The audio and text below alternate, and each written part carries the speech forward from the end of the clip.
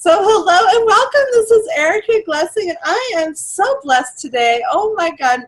I just don't even know how the angels got this all to happen for us, but we got Thomas Weatherspoon with us today. So welcome, Thomas. Welcome. And Thomas trains high caliber, world-class athletes. Thomas is an insanely talented poet, author, writer. Wow, I don't even know. Like, I don't even have to read the bio. You know, I don't even list the names of all the pro athletes you work with. But honestly, there's something about Thomas that I love. I guess, you know, I love everything the most. But one of the things I love the most is that connection with God and that, like, allowance of greatness and spirit. And so, welcome. How you doing, Eric?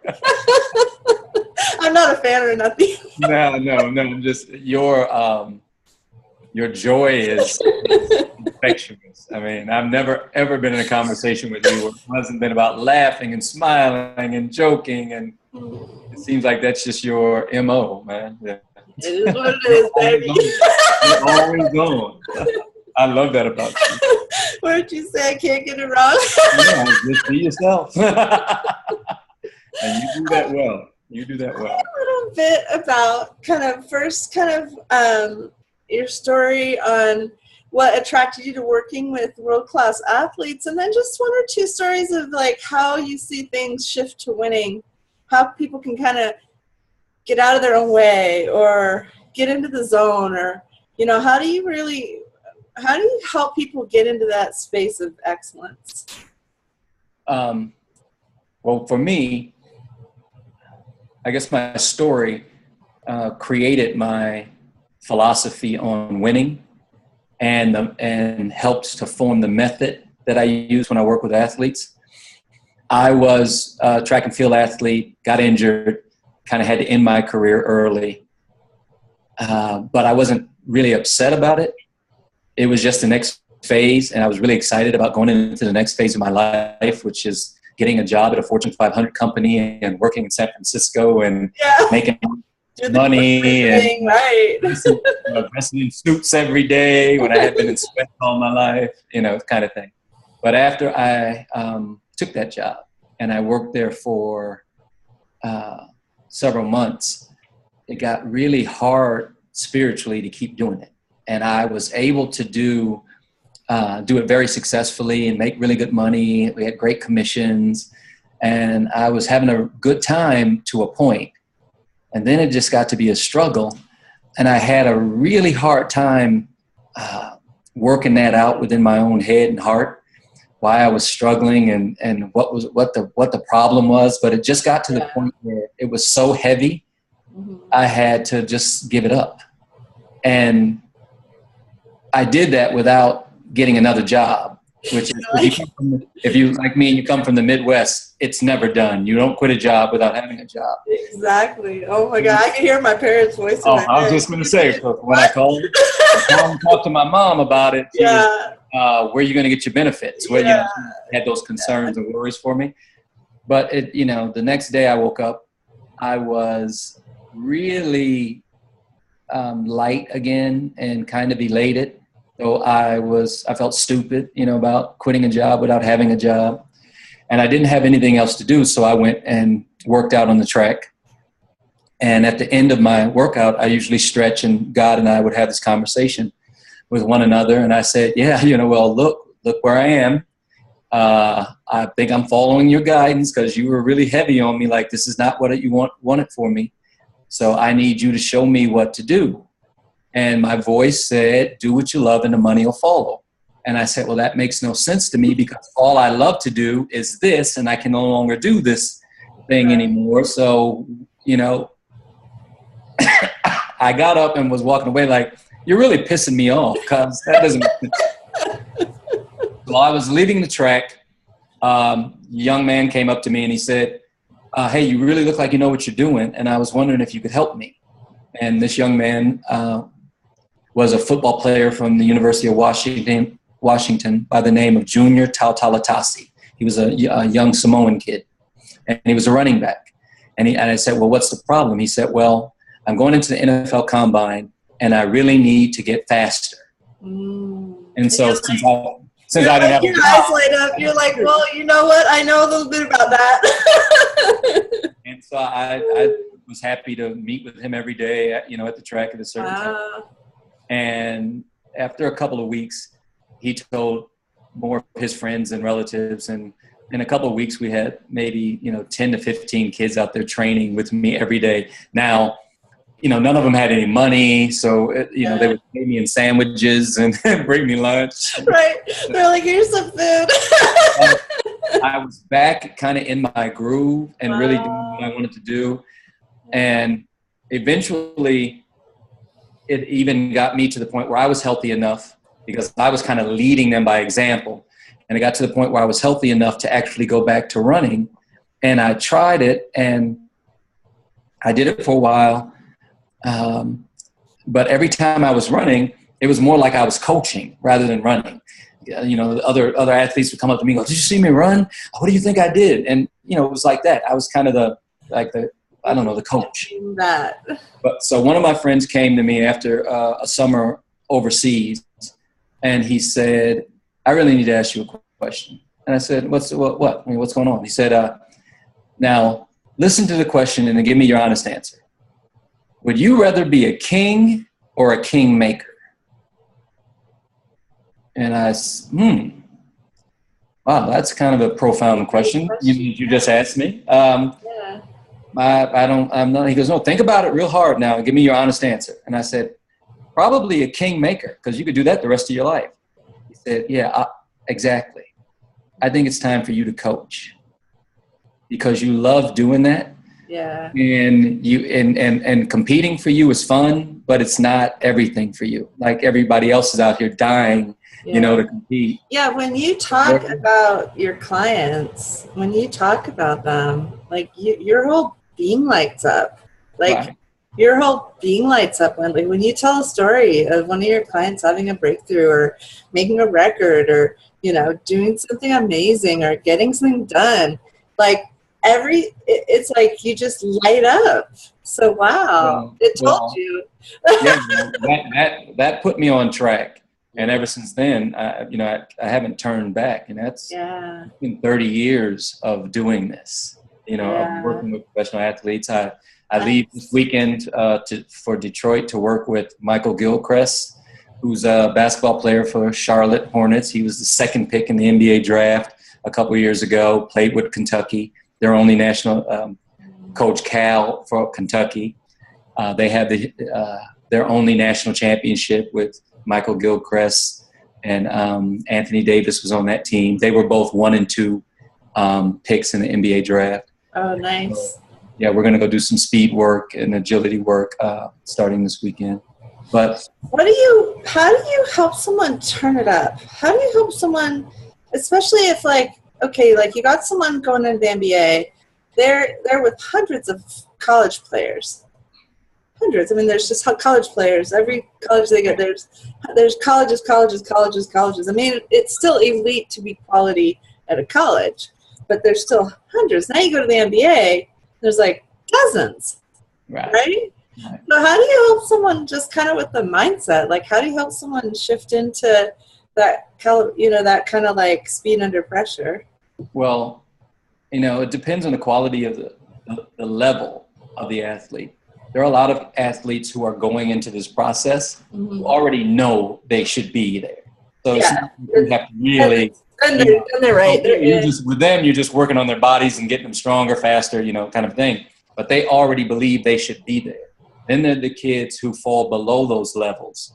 And so for me, I've been able to be successful at this because I think that my philosophy on training and winning go hand in hand. And for me, when I train an athlete, I have to make the training difficult enough for them to have to expand their skill level, their physical ability. But every day I have to give them small wins. They have to win because winning is about sustaining a momentum. If you watch any sporting event, it always comes down to momentum. Right. Whoever sustain the momentum. True. When you see two teams going at each other, one team will create the momentum and start the ball rolling, and all of a sudden they're up by 5 points, then 10 points, and 15 points. You're like, what the heck? Because these are two professional teams with 5 guys on each side who are super talented. How is this happening? You know what I mean? But you learn a great deal about the team who's trying to withstand the other team's momentum. So to get the momentum rolling is one thing. When it's rolling against you, it's a whole nother thing. Mm-hmm. So it all comes down to your perspective about that ebb and flow. If you can keep the right perspective about the ebb and flow, you can, 1, turn the flow on when you want, and 2, withstand the ebb when it happens. And so it really comes down to teaching an individual how to withstand the ebbs and flow of momentum. That's the key to winning. That's the key to being able to go into a zone. It's the key to being able to be successful over and over and over and over again. Right. Because you have managed through your mentally and spiritually managed the ebb and flow of momentum. Let me ask you a question. If you had a team to work with that had like a history of losing, and let's say they're an NBA team, but they had a history of losing, and you can sort of feel it when they walk in the building. Like they walk in the building, and it's like, even if it's their building, and the other guys are coming, and you watch them walk in, and they're like, they know they're going to lose that night. Like there's an energy of that, and I'm so curious about this because I feel like on any given night, especially in basketball with 5 guys, any given night, anybody can be. Anybody, because honestly with a football team it's a little bit different, but still on any given Sunday, right, anything can happen. With football there's so many players and there's so many different things that it's a different. With basketball, seriously, 5 people, 7 people, 1 person makes huge difference. So what do you do if you were working with a group like that just kind of had a history of losing, but the people themselves, obviously they're in the NBA, they don't have a history of losing? What would you advise? I work with teams that were dedicated to trying to get higher or get to another level and hadn't been able to get to that level yet, and then we would come in and revamp their program and make their program more intense and exciting and speed-based, and all of the different components that help them sense that feeling of momentum changing. And you do it every single day. And you do that every single day. And eventually they buy into it. They see themselves progressing and getting better.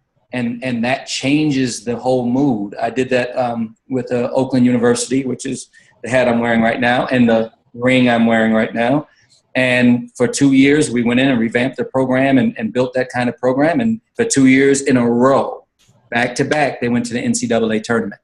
Nice. So it's about really creating getting really familiar with the sensation of creating a momentum and sustaining it.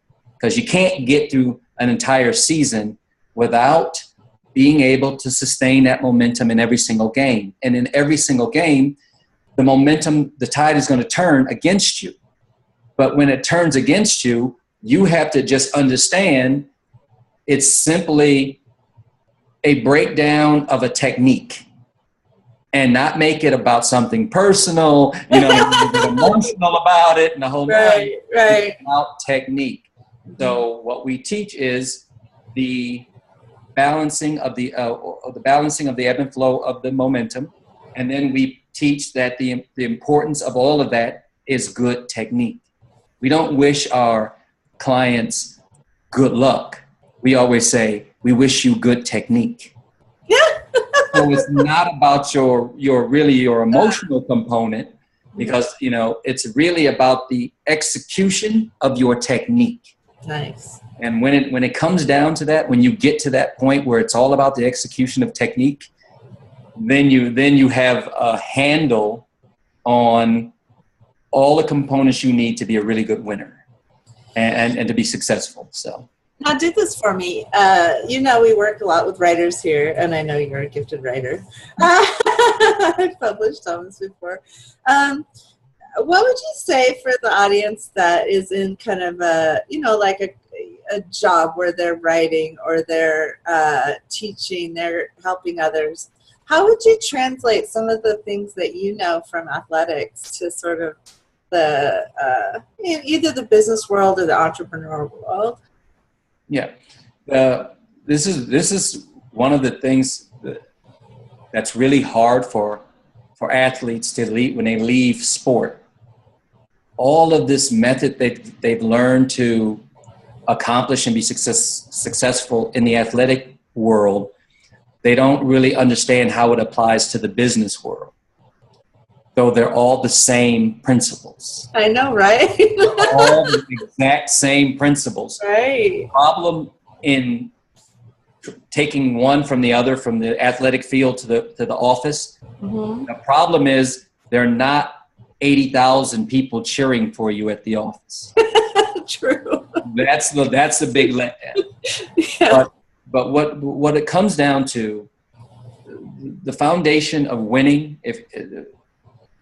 to be successful, what it really comes down to is your relationship with your voice. That's all it ever comes down to. So if you're out there and you're not winning and you're being, bowled over by the tidal wave of momentum coming against you, you have to slow yourself down a bit and just remember that all of this stems from your ability to relate to yourself, your ability to have that conversation with that inner voice. That is where all the winning starts. So if you have absolutely nothing in this world, you are broke, busted, disgusted, and on the street and going, oh my God, it's over. What do I do now? You sit and listen, you get quiet and listen, and that voice will start giving you information. That voice will start giving you direction. That voice will just tell you something. And this is where you have to learn to trust. Truth. Once that relationship is set, oh my goodness, you're a winner. As soon as that relationship becomes set, you're a winner. Nice. So every single day, your practice, your training program will have to be about you listening to that voice and following its direction. And that way you're a winner. Even if it doesn't, translate or into an instant income or, like me going out on the track and working with those kids, it was months and months and months before I really made some money. But from that time to 10 years later, I was on the cover of the Wall Street Journal. 10 years later. I remember that picture. Yeah, so you can't see it, but you have to trust the voice and you have to trust the direction. And that's where you start your winning. Yeah, I love that. One of the things I told Thomas right before we were just kind of warming up, and I was like, I'm getting a book coming in, and it's coming from God. I can feel it, and it's wanting to be written through me, and I've got life experiences, and yet there was a part of me that went into doubt, or why me, or, and I think when my books come in, this one, Happiness Quotations, it came in so flippin' pure that when I read it, oh my gosh, the page I opened up to, trust your gut instinct. Hello? Right?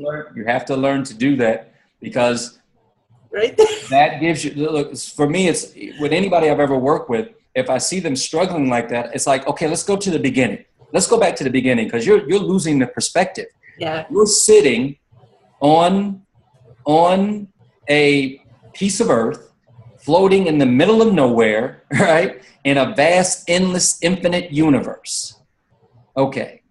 So either this is the biggest accident to ever happen in existence, but everything in the universe is running on a mathematic or scientific principle. So there had to be a level of intelligence that brought all of this into existence. So let's go back to that level of intelligence, and you need to develop a relationship with that level of intelligence because it's in you. Right. Because at the beginning of everything, right, that creative energy is within everything that's been created, including. I have to ask you a question. Yes, okay. ma'am. I know, because I have to ask this. So we talked also about working with an athlete who'd had some adversarial upbringing. And so when you start looking at your background, like for me, I know, I look at my background, I look at when I was a kid, there were some limitations in my family upbringing. There were some rocks and places where I wasn't given this and I had to work for that and nothing came easy, and there was no college money, there was no this or that. It was like everything was always 3 jobs, and so when you work with an athlete that's had kind of, I want to say it's like where there's like limitations. Right. What do you do on that to kind of shift that out? Because what you were just saying felt like part of the key of that limitless potential, that it seems like you just know how to get to. It's getting anyone to understand who they are.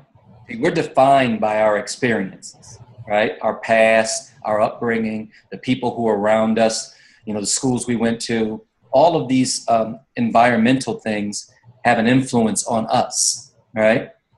So we start developing this perspective about who we are.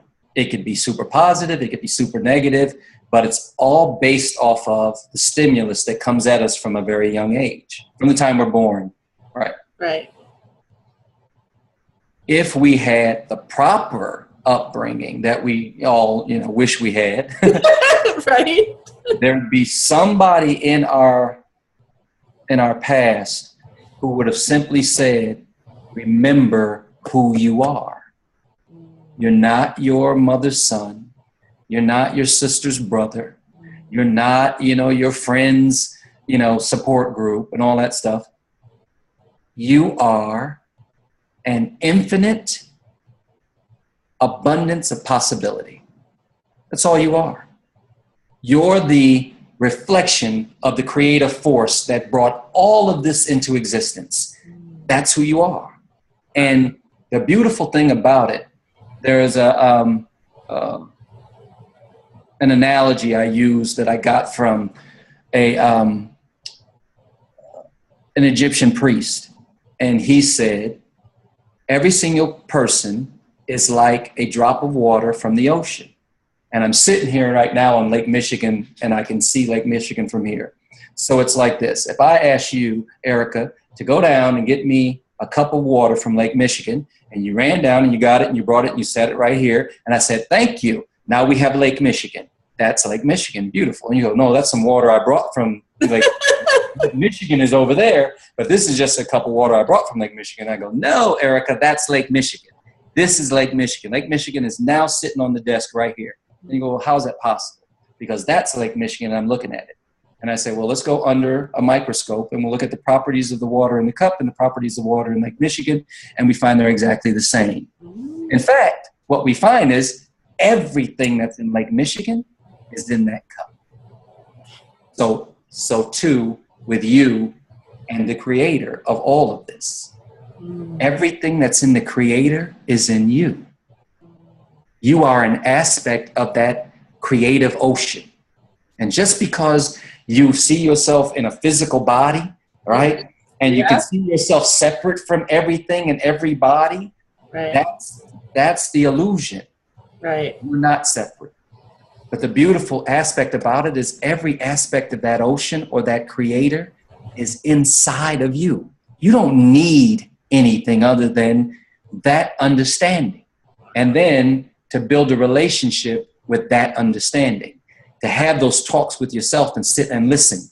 That voice will come true. I make my clients who not hearing it wake every day at 4:30 and sit still. That voice is so loud you will never be able to deny it. Now, if you're a writer, you wake up at 4:30. That's the best time for you to flow. How many times have you woken up with stuff in your head like, oh my God? That's when I write. I do. On your head going, hey, we got stuff to write. Wake up. 4:30. Right. I wrote an entire poem the other day. I was like, it was 4:30, and I was wanting to sleep, and it was going in my head, and the whole poem was already written in my head. And so I was saying it, kind of mumbling it out loud, the rhythm of it, so maybe I would remember it. When I woke up, and I went, you know good and well, you're not going to remember this poem. So get up. I got right up and wrote it down. Right. And it was and you know, like you said, you will come back to those writings later and go, oh my God. Yeah. I mean, I have people to this day send me poetry that I've written, you know, as like, you know, like, oh my God, they'll just send it in a post or something. And I'll go, wow, that's deep. Who wrote that? Like, you know what I mean?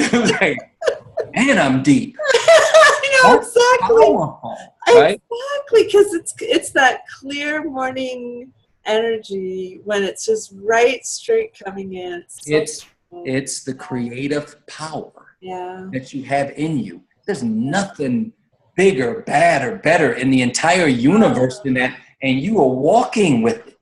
You live with it every day. And the beautiful thing about an artist, for any kind of artist, is they are in direct relationship with that source. That's where they know, because they know that's where it all comes from. They're like, well, I wrote that, but I really don't even know the definition of that word I used. Yeah, I've had that. A lot of stuff I had to go back and look up to see if it was true. It's like, who said that? And it's all true. So I learned to trust my voice, and the more you learn to trust it, the more that that source just beats on you like, I need to express myself. Let's express it. Let's express it. Because that's why you were created. See, if the theory of singularity is true and it all goes back to one point, right? Like they say in the universe, before there was anything, there was nothingness. But from that nothingness became conscious of being conscious. Mm-hmm. And all of a sudden, you know, we had this whisper that turned into this roar, and all of a sudden the universe was created, kind of a thing. Well, if that was the case, then all we are here for is so that creative source can have a relationship with itself, can see itself from a different perspective. Nice. Our job is to reflect back to the creative source or back to God what it looks like, what it feels like, what it sounds like. That's our job. And as long as we're doing that every single day, we are winning every single day. And I guarantee you, as long as you get in a relationship with that voice and start responding to it, you know, it will turn into something beautiful in your life, financially, socially, romantically. I mean, it will turn into something beautiful. Nice. Our job is simply to learn to trust it. And once we learn to trust it, it's a wrap. You can do anything out here. So people will come to me and go, how did you get that kid to do this, to go here? And he wasn't even projected to get drafted, and now he's here. How did you get that in 6 to 8 weeks? I introduced him to himself, or I introduced her to herself. Right. And they fell in love.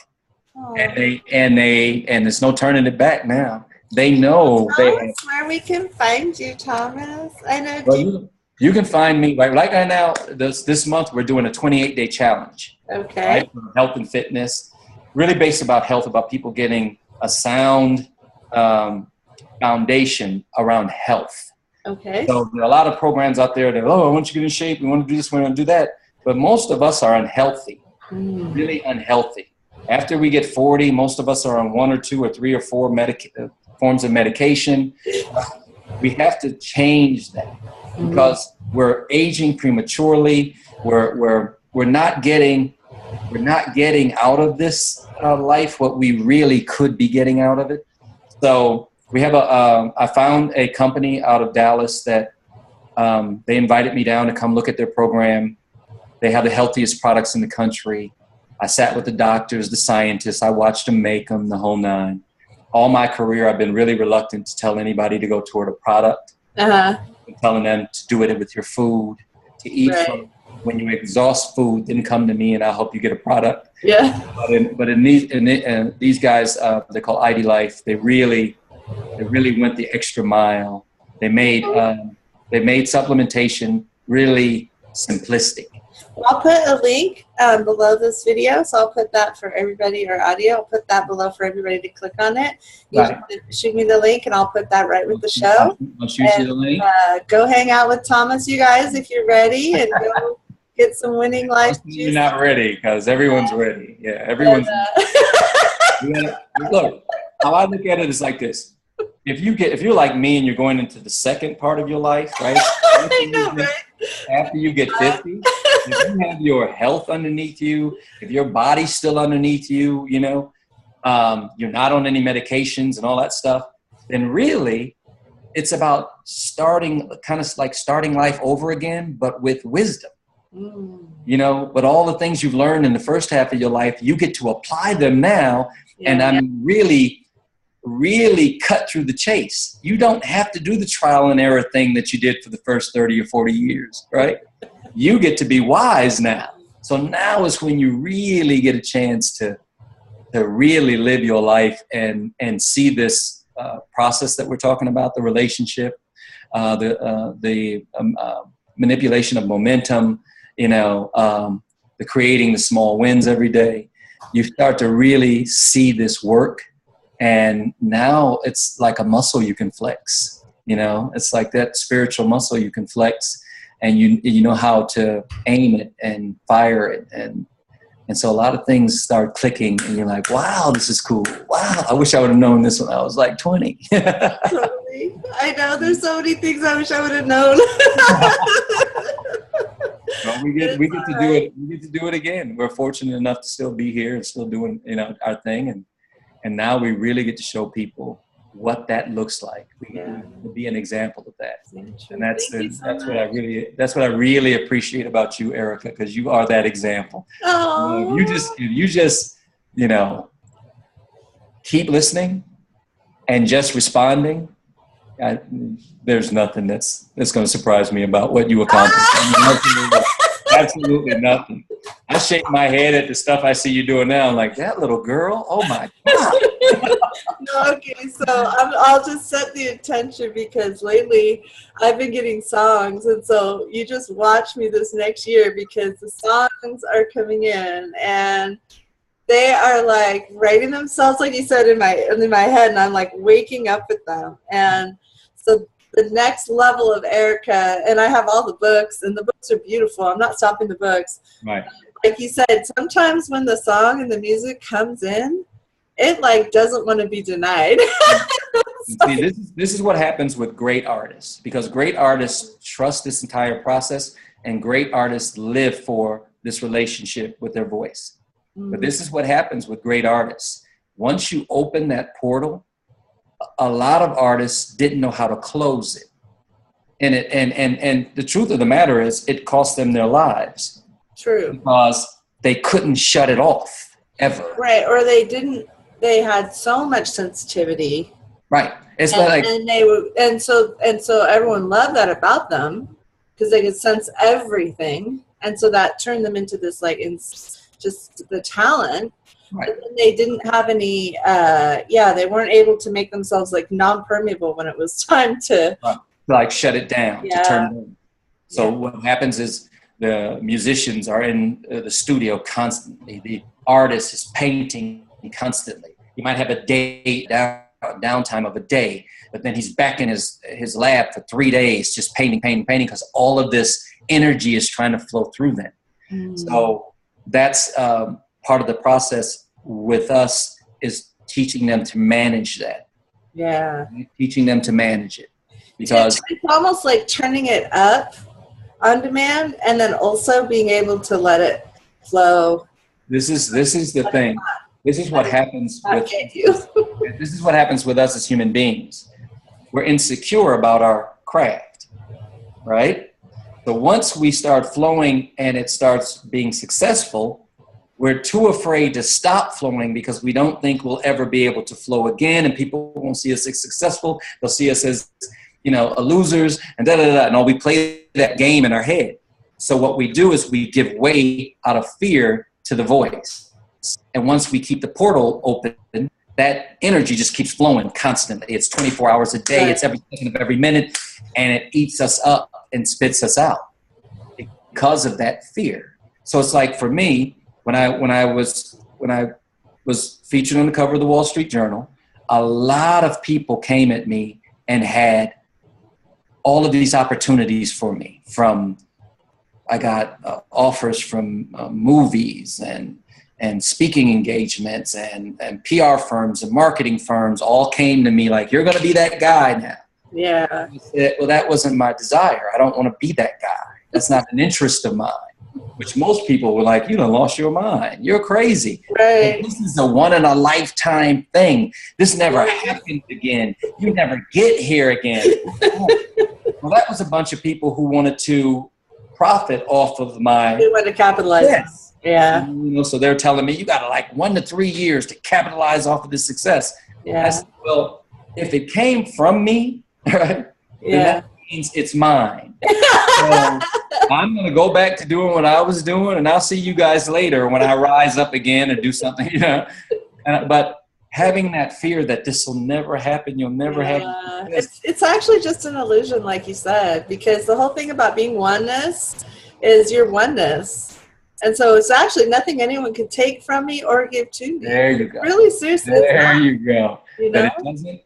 You can't get people to believe, and this is in the world of athletics, it's difficult because as you're growing up, there'll always be a coach who comes and helps you get there, but there'll be some of those coaches who want you to believe they're the reason you're there. Yeah. You get what I'm saying? Yeah. Yeah, those coaches, I've had a couple of them. Yeah. When you go to work with them, they think they got to tear you down and tell you how good you're not. You know, you're not that good. Let's not go there, right? So that you will believe that they're the reason that you're successful. And that plays into your life after you leave sports. You know, you don't believe that connection was yours, that power is yours, that you could flex it anytime you want to. And so that's the key, is to get to understand that. Because for me, I shut it down, went back to work like nobody's business, and everybody was like, oh my God, you were going to be so rich, and then you just stopped. And I said, no, I'm doing what I was doing, which was making me feel rich, working with these kids, helping them, you know, accomplish their dreams. To me, there was nothing more fulfilling than that. Oh. And so then we got to the point where my voice wanted to write, you know, and like I said, I would write. I gave way to it. It took me a long time to trust that part because I never wanted to write something and have people judge it. Yeah. So I was really reluctant about putting that stuff out there, you know. It took a long time for me to overcome that insecurity and put the stuff out there. And I never had that. that's what I say about the beauty of Erica is that you listen and you just go do. I do.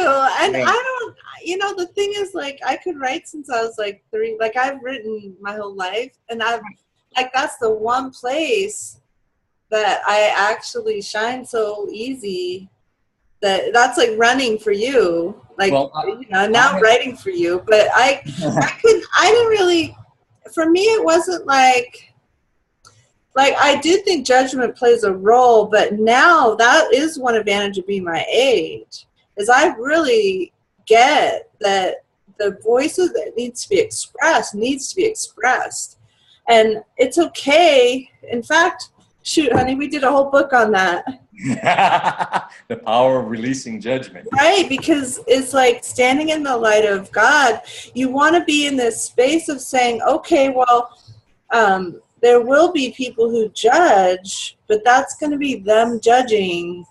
One of the things I do notice about superstar artists is their willingness to have that judgment and have that be okay. It's like to be able to shine their light anyways when it comes in. And that made me think of Prince. Like, the stuff he would write was so controversial at the time, and he just didn't care. It's not that he didn't care as much as it consumed him. Right. He had to write it. He had to express it. He had to be his gift. Yeah, he came here to express it, and he had to express it. Yeah. And I told you that's the beauty of you. I've watched you over the last few years, and I think, to me, the beauty of you is you listen and you flow, and you don't even question, you don't even think, and all of a sudden, boom, there's a book. What the hell? She wrote another book? What? What's Erica doing? What? Anybody who's tracking you will go, how you can't keep up with you. I can't keep up. You just can't keep up because No, you are really, I'm up early. you are really open and flowing. And to me, there's the winner. Oh, thank There's you. the winner. That's winning. Oh, Doesn't that make you happy doing what you do? I mean, there's a lot of stuff you put out that, for me, there's stuff that I put out that's been marginally successful, and there's stuff that hasn't been successful at all, and there's stuff I put out that I wasn't even really thinking about that's like super successful. My children's book, Professor Finds His Path, is now in schools. Nice. One of the teachers, Pat Boren from North Carolina, just sent me a video and a message. They had a professor contest because I wrote a poem, a professor poem, and sent all this material to the kids, to the school.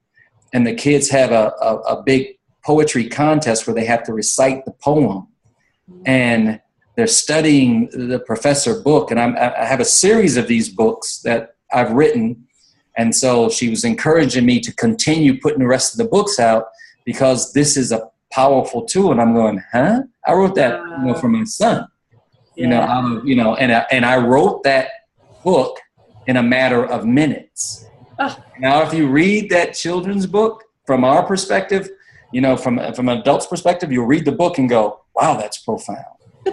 But it's a children's story. Yeah. So it's got all of these different layers of understanding, and all these different messages. Now, think how difficult it would be for me to calculate all that out and write like that. It's our voice is 10 times smarter than us. Oh. Well, listen, you keep creating. Yes, ma'am. I'm just going to keep catching up with you and celebrating you every once in a while, if that's all right. I'll do the same with you, if I can keep up with you. It was wonderful.